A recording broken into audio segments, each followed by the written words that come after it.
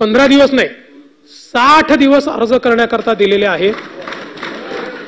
60 दिवसामध्ये जे अर्ज करतील त्यांना 1 जुलैला त्यांनी अर्ज केला असं समजून 2 महिन्याचं पेमेंट मिळेल. ऑगस्ट नंतर जे अर्ज करतील त्यांना ते अर्ज करतील त्या दिनांकापासून या संदर्भातलं पेमेंट मिळेल.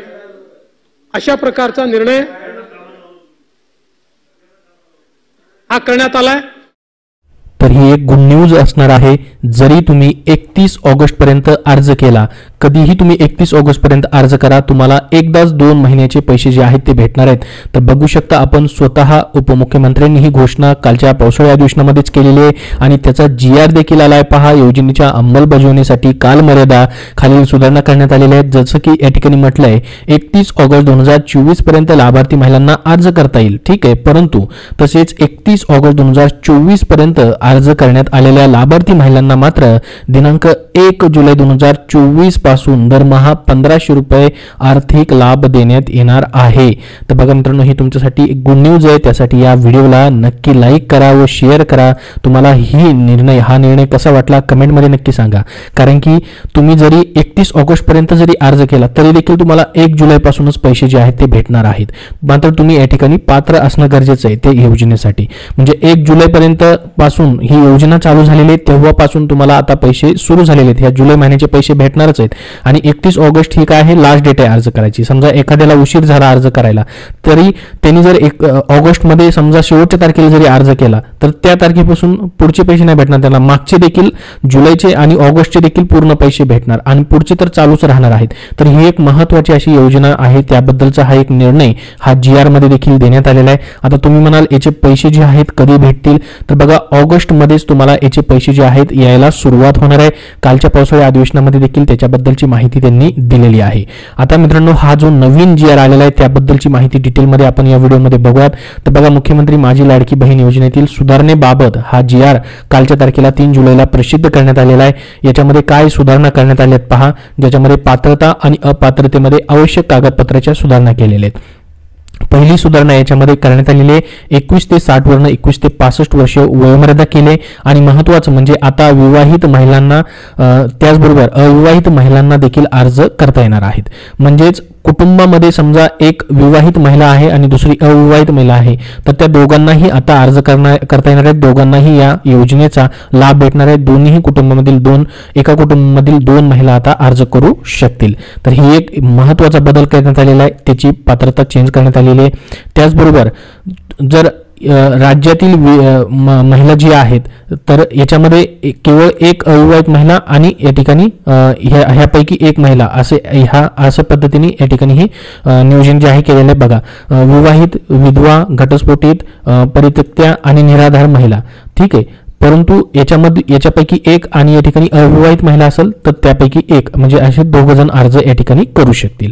त्यानंतर पहा, योजनेच्या लाभार्थ्यांची पात्रता 65 वर्षापर्यंत आहे हे आपण बघितलंय. अपात्रतेमध्ये पहा, अजून ज्यांच्या कुटुंबातील सदस्य नियमित कायम कर्मचारी म्हणून सरकारी विभाग, उपक्रम मंडळ, भारत सरकार किंवा राज्य सरकारच्या स्थानिक संस्थेमध्ये कार्यरत आहेत किंवा सेवानिवृत्तीनंतर निवृत्तीवेतन घेत आहेत ते देखील या ठिकाणी अपात्र मात्र असणार आहेत. तथापि मात्र बघा 2.50 म्हणजेच 2.5 लाखापर्यंत ज्यांचं उत्पन्न आहे आणि ते बाह्य यंत्रणेद्वारे कार्यरत कर्मचारी आहेत किंवा स्वयंसेवी कामगार आहेत किंवा कंत्राटी कर्मचारी आहेत तर ते पात्र या ठिकाणी असणार आहेत. मात्र त्यांचं इन्कम जे आहे 2.5 लाखाच्या आतमध्ये या ठिकाणी पाहिजे कंत्राटी कर्मचाऱ्यांचं. त्याच्यानंतर बघा, अपात्रतेमधून अजून एक अट आहे जी की सदर लाभार्थी महिलेने शासनाच्या इतर विभागामार्फत राबवण्यात येणाऱ्या आर्थिक योजनेद्वारे दरमहा 1500 किंवा त्यापेक्षा जास्त रकमेचा लाभ घेतला असेल. ज्या योजना असतात पहा, जसं की पेन्शन योजना आहेत, तर 1500 किंवा त्यापेक्षा जास्त योजनेचा तुम्ही सरकारी योजनेचा लाभ घेताय तर या ठिकाणी अपात्र असणार आहेत. अपात्रतेमध्ये या ठिकाणी 5 एकरापेक्षा शेत जमीन असेल तर त्यांना अर्ज करता येत नव्हता. ती अट आता वगळण्यात आलेली आहे. जमिनीची कुठलीही अट ठेवण्यात आलेली नाही शेतीची. त्यानंतर पहा, सदर योजनेमध्ये लाभ मिळवण्याकरता खालील कागदपत्रे सादर करणं आवश्यक आहे. बघा, याच्यामध्ये राज्याचे आदिवासी प्रमाणपत्र म्हणजे डोमसाईल सर्टिफिकेट जे आहे त्याची देखील अट शिथिल करण्यात आलेली आहे. तुम्हाला आता डोमसाईल सर्टिफिकेट काढायची गरज नाही. मात्र त्याच्यासाठी तुम्ही 4 डॉक्युमेंट, 4 पैकी कुठले एक डॉक्युमेंट देऊ शकता. ते डॉक्युमेंट जे आहे 15 वर्षापूर्वी तुम्ही काढलेलं पाहिजे. त्याच्यामध्ये तुमचं ज्या महिला अर्ज करते त्याच्यामध्ये त्यांचं नाव पाहिजे. जसं की पहा, रेशन कार्ड असेल तरीही चालेल, किंवा रेशन कार्ड नाही आहे, रेशन कार्डमध्ये नाव नाही आहे, तर रेशन कार्ड देऊ नका. ठीक आहे, रेशन कार्ड कंपल्सरी नाही आहे. 15 वर्षापूर्वीचं कुठलेही या चारपैकी एक देऊ शकता. जसं की रेशन कार्ड, मतदान ओळखपत्र असेल मग त्यांचं तेही देऊ शकता. शाळा सोडल्याचं प्रमाणपत्र असेल तर तेही देऊ शकता. जन्म दाखला देखील या ठिकाणी देऊ शकता. मात्र हे 15 वर्षापूर्वीचं या ठिकाणी पुरावा पाहिजे. या चारपैकी कोणतेही ओळखपत्र प्रमाणपत्र ग्राह्य धरण्यात येणार आहे. आणि समजा परराज्यात जन्म झालेल्या महिलेने महाराष्ट्रातील आदिवासी असणाऱ्या पुरुषाबरोबर विवाह केला असेल तर अशा बाबतीत त्यांच्या पतीचे डॉक्युमेंट दिले तरी चालतील, ज्याच्यामध्ये त्यांचा जन्म दाखला चालेल, शाळा सोडल्याचं प्रमाणपत्र किंवा त्यांचं डोमसाईल असेल तरीही चालेल. याबद्दलही बऱ्याच कॅन्डिडेटने कमेंट करून विचारलं होतं की परराज्यामधली या ठिकाणी महिला आहे, त्यांचा विवाह महाराष्ट्रामध्ये झालेला आहे, त्याबद्दल काय डॉक्युमेंट द्यायचे, तर तुमचे डॉक्युमेंट म्हणजे पतीचे डॉक्युमेंट या ठिकाणी देऊ शकतात तशा प्रकरणामध्ये. त्यानंतर पुढे पहा, सदर योजनेचा लाभ मिळण्याकरता खालीलप्रमाणे कागदपत्र सादर करणं आवश्यक आहे. आता उत्पन्नाच्या दाखल्याबद्दल दिले पहा, 2.5 लाखापर्यंतचं उत्पन्न असणं आवश्यक आहे. 2.5 लाखापेक्षा जास्त असेल तर अपात्र असतात. परंतु या ठिकाणी पहा, ज्यांच्याकडे पिवळे किंवा केसरी रेशन कार्ड आहे त्यांना उत्पन्न दाखला प्रमाणपत्रामधून सूटच देण्यात आलेली आहे. ज्यांच्याकडे पिवळे किंवा केसरी रेशन कार्ड नाही आहे त्यांना मात्र 2.5 लाखापर्यंत उत्पन्नाचा दाखला काढावा लागणार आहे. तहसील कार्यालयामधून तुम्हाला तो उत्पन्न दाखला भेटतो किंवा ऑनलाईन देखील तुम्ही काढू शकता.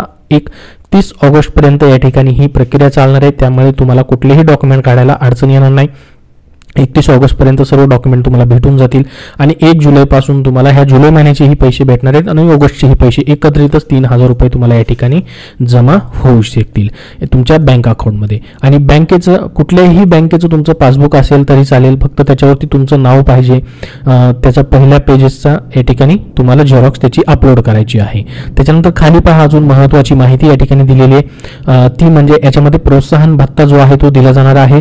अंगणवाडी सेविका यांना ते जे अर्ज भरतील त्या अर्ज भरलेला जो आहे जर तो अर्ज पात्र झाला म्हणजे लाभार्थी पात्र झाला तर त्यांना प्रत्येक पात्र लाभार्थी मागे 50 रुपये याप्रमाणे प्रोत्साहन भत्ता देखील दिला जाणार आहे. तर अशा पद्धतीचा हा GR जो आहे निर्गमित करण्यात आलेला आहे, प्रसिद्ध करण्यात आलेला आहे. या GRची PDF तुम्हाला डिस्क्रिप्शन बॉक्समध्ये येतोय, तिथून तुम्ही पाहू शकता आणि आपल्या टेलिग्राम चॅनलवरतीही तुम्हाला पाहायला भेटेल.